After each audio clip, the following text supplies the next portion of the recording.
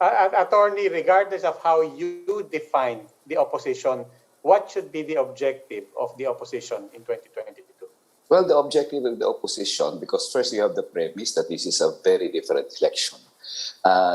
This is really the survival of a lot of people, the Filipino people, in fact, because another 6 years of Duterte will mean more deaths, more corruption, more, grabe talaga ang impact ng another 6 years of Duterte, especially with COVID in place. So, because it is a very different election wherein we really need to defeat Duterte, for us, we believe that the field, well, I'm talking of Makabayan, I'm not talking of isang bayan.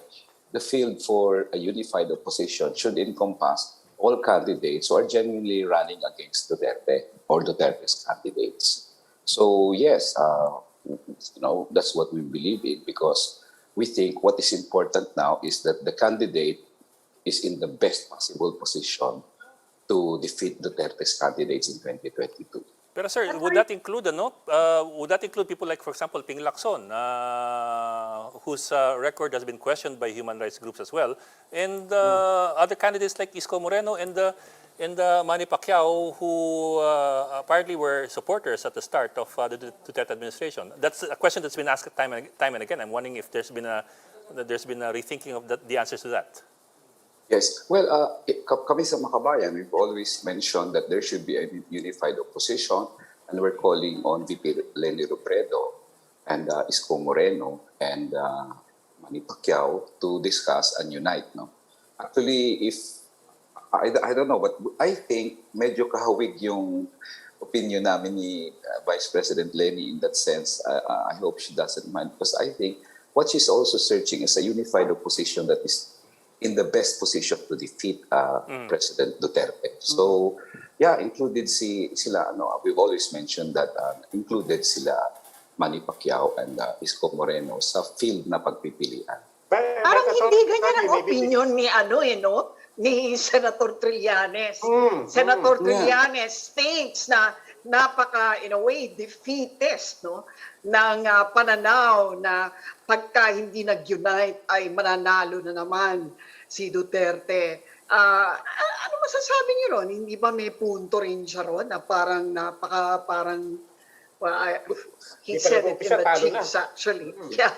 Well, two things. Ang definition kasi ni Senator Trillanes sa opposition is very limited to, him and Leni kasi yun eh. So definitely he will say na why even search a unity with them when they're not really opposition.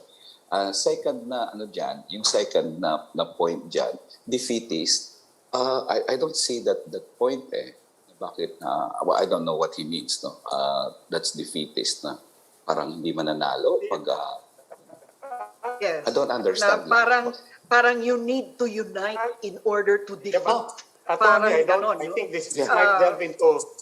For me, if there's one opposition candidate that will really increase a lot the chances of the opposition. If there are three, it will increase the level of difficulties. Hindi ko sinasabing pag tatlo yan, talo na. No. I'm not going to give that to Duterte.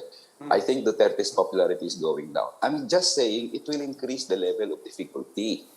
But halimbawa, tatlo silang mag-file sa October and they will campaign. Should we all give up? See, Makabayan has 3.5 million votes. More or less, in the previous elections, our party lists have that. No? So we need to swing that to a candidate. And we will say, give up na kami, wala na palang mangyayari dito. And I think that is the defeatist attitude. If there is a person who says, pag tumakbo yung tatlo, wala na tayong chat. That is the defeatist attitude. For me, the more, forward-looking attitude is kahit tatlo yan, we still will work to unify the opposition and make sure, hopefully, that there will be one candidate in 2022. Tony, I think I don't know if I'm capturing it accurately, but yung kay Senator Trillanes, I think he was also raising the question. I think it's a strategic question. Parang same point sa inyo. As long as dumating tayo sa 2022 na united, it's possible. Pero I think he was also saying, do we have to have that one candidate out of the gates immediately? In other words, he was saying, ba't hindi pasabakin muna si Leni? Kasi ang mahirap, I think what he was saying is, ang mahirap yung hindi pa tumatakbo si Denny, sinasabi ng mababa yung numbers niya at walang pag-asa. Sinabi niya, patakbuhin muna natin, and then sinabi niya, dadating naman tayo January, February, and may oras pa doon to be pragmatic. Yeah, well, actually, with analysis na yan on the brass tacks. If you're not prepared and you by, say, November or October, then you will most likely lose. If you're not prepared by January, or some people have those calculations. But in any case, if you remember right, Duterte, I think, substituted sometime November in 2016. So, I mean, di ba? I don't think there's a clear-cut campaign strategy that says you have to be doing something. It depends on a lot of situations. There are many candidates who lost, even if they prepared 1 year before.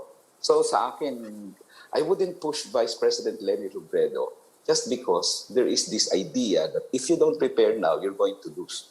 I don't believe that kind of theory. It's good to be prepared, but it's not decisive when you're winning and losing. And it is better for the search of a unified opposition to be encouraged rather than, cut down to pieces just because you want to rush her decision to file or not to file her certificate